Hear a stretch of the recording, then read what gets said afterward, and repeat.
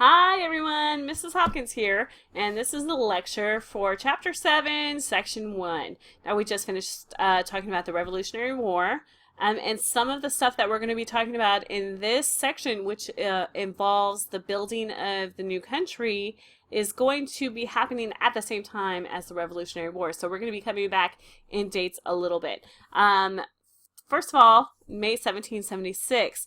This is the date of the First Continental Congress, and this is when they decide to write the Declaration of Independence. Well, they also decide to ask the states to draw up their own constitutions. Now, the U.S. government, the new federal U.S. government, did not want to have too much power in a centralized government. They were pretty gun-shy for a good reason about not putting too much power in the hands of only a few people. So they decided to give the power to the states. And then the states themselves decided to basically divide that power up even more into bicameral legislatures. What is that, you ask? It is not a camel with two humps. Bicameral means consisting of two houses or chambers, especially in legislature. Now, these definitions are going to be on your study guide, so feel free to pause the video and write them in, take as much time as you need, and then just restart me. Now, what's a legislature? A legislature is the unit of government that makes laws. Sorry about that. So, starting in 1776, the states began to draw up their own constitutions. In that year, there was 8 that drew up their constitution in 1776. Virginia, South Carolina, New Hampshire, Pennsylvania, North Carolina, New Jersey, Delaware, and Maryland were the first 8 in 1776 to draw up the Constitution. The next year, 1777, 2 more joined them. Those 2 were New York and Georgia, and Massachusetts wrote theirs in 1778. Now, 2 of the states, which were Rhode Island and Connecticut, did not write new constitutions. They just retained their colonial charters as their constitutions. So what did they want out of their government? They wanted something new. They wanted something shiny and different. They wanted a republic. What's a republic, you ask? It is a government in which citizens rule through elected representatives. That does not mean citizens vote on everything and make every decision. That means that citizens choose elected representatives that they trust, and those representatives make the decisions for them. So, they did not want a centralized government. That was something they were very adamant about. They basically wanted a government that was like Europe, a land that had several small, basically, countries that were on their own.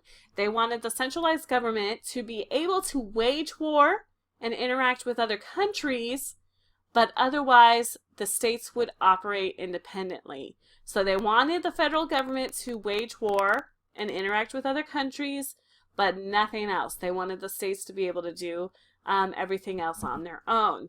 So, the Second Continental Congress, they decided to write the Articles of Confederation. Now, these were presented in November of 1777, and they were referred to as a Firm League of Friendship. They basically laid out what the federal government would do and wouldn't do, and left everything else up to the states. The 3 things that they focused on were the states were able to maintain their own sovereignty, freedom, and independence. That was very important to them.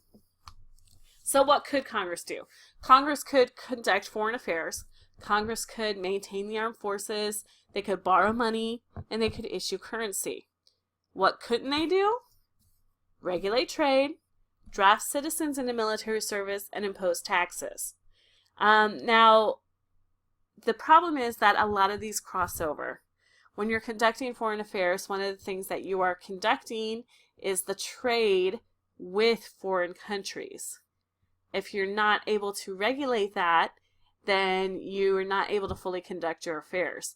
And as far as maintaining armed forces, they could not impose taxes taxes are what pay for military. So they could not pay them by having their own income from taxes, and they couldn't force them into military service because they couldn't draft citizens. So they were pretty hard pressed to try to convince soldiers to come be in a military where they couldn't pay them anything. And there were issues with borrowing money and issuing currency, and we'll get to those in just a little bit. Now, one thing about it, there was no chief executive. There was no president in the Confederation government. What there was a vote for each state. So there was a committee, basically, of 13 states, and they each voted, and in order for anything to pass, all states had to approve it. The Articles of Confederation themselves, and any amendments or changes. What's an amendment? It's an addition to a formal document, such as the Constitution. It doesn't seem like getting 13 people to agree on one thing would be that big of a deal. But let's think about you and 5 of your friends. And you decide to order a pizza, but you can only have one topping. And you all have to agree on the topping. It has to be unanimous. So you eventually might decide on a topping because you want the pizza so badly. But in order to get there, there's going to be negotiation. There's going to be trading. There might even be a little bit of a fist fight. But it's going to take a lot of work to get to that consensus of every single person voting unanimously for something. So the Confederation government lasted until 1789. That was 12 years from the beginning in 1777, and there were good things that they did accomplish. The Revolutionary War was fought, and it was won, and the Treaty of Paris was signed, and trade was opened up with other countries. But there were a lot of problems that happened with the Articles of Confederation. One of those problems was that there was no provisions for adding new states. If you look at the map of the United States up on the board right now, we are a lot bigger than that strip of 13 original states. So we had to get there some way. And the Articles of Confederation didn't really have a plan that outlay how they were going to do that. So let's look at this. The Appalachians are these mountains that are just to the east of us here in Kentucky. Before the Revolutionary War, there was only a few thousand people there. After the Revolutionary War, by 1790, so within about 10 to 15 years, it had grown to 120,000 people. That is a major population boom. And they had to figure out some way to make those people citizens. So in 1784, they divided the territories into self-governing districts, and they said, hey, when the territory reaches the population of the smallest state, they could petition for statehood. Now, there was no set population number. It was just whatever state was the smallest at the time. Once the territory reached that population, then they could petition. What's a petition, you ask? A petition is a formal request. So once they got to that arbitrary number of smallest state, then they could ask that they be considered for statehood. Now, the Ordinance of 1785 came about to further clarify how to develop the states. An ordinance is a law or a regulation. And this one had to do with surveying and selling the land north of the Ohio River, which of course is the land just north of us. So we're talking about Indiana, Ohio, Michigan, that area there. That was the wild, wild west back then in the day. So what they did was decided to break that up into townships. Now these townships were basically squares, 6 miles long, 6 miles wide, and they were broken up into 36 sections. Each of these sections contains 640 acres, so it's a pretty good size. Now, the auction started at $1 an acre. So if you were in 1785 and you had a little bit of cash for $640, you could own 1/36 of a town. So that's pretty amazing. 2 years later, in 1787, we had the Northwest Ordinance. What's an ordinance? That's right, it's a law or a regulation.